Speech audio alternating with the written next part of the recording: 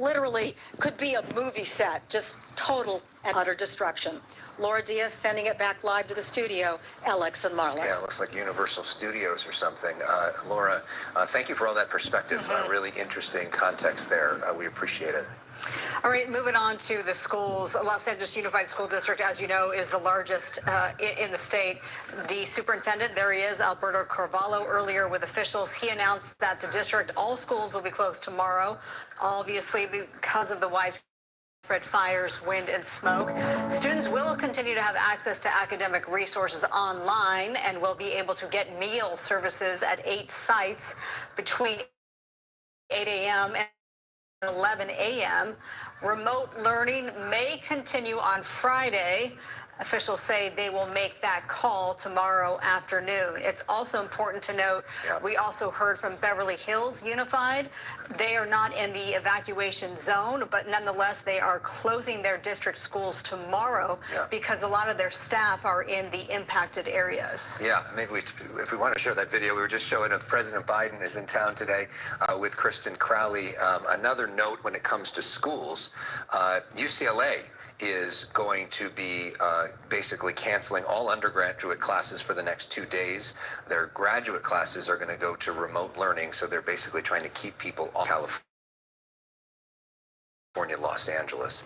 Of the fire, when we see a church that is not... Just talking about LAUSD, and you have board member Nick Malvoin with you.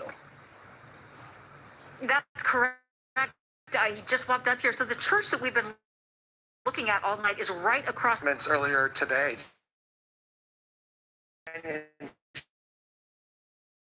Charter Elementary, which I was just at, is mostly there. So I'm just trying to update constituents. There's already so many heartbreaking stories of families and constituents who have lost their homes. Schools are closed tomorrow. Schools that will be open for food distribution. So for a family who's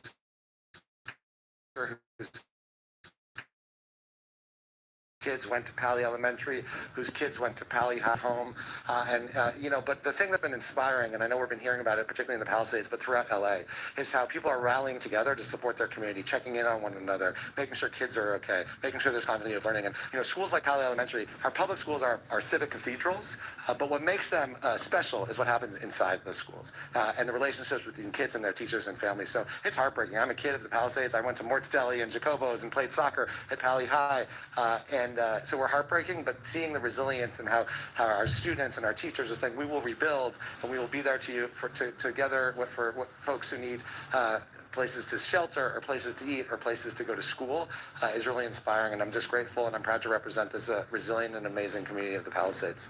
Nick, thank you so much for joining us. Please get out of the smoke, get some goggles on. It's so intense. Stay safe as well, and I hope all our watchers are staying safe and also following those evacuation orders and making sure up-to-date information. We'll be making an announcement by 4 o'clock tomorrow for schools on Friday, so please stay tuned. All right, perfect. Thanks. Nick, thank you so much. Stay safe. We really appreciate you. Oh, you just heard it. That was such a chance encounter. We've been standing across from this elementary school for the last several hours.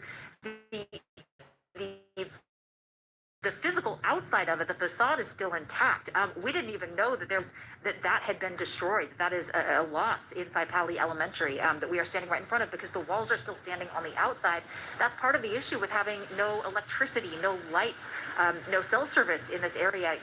You really can only see what you're able to physically light up in front of you and what you're able to see from the glows of fires like this behind us. So, we're able to see the outside of that building, but we're not able to see the destruction anywhere around it.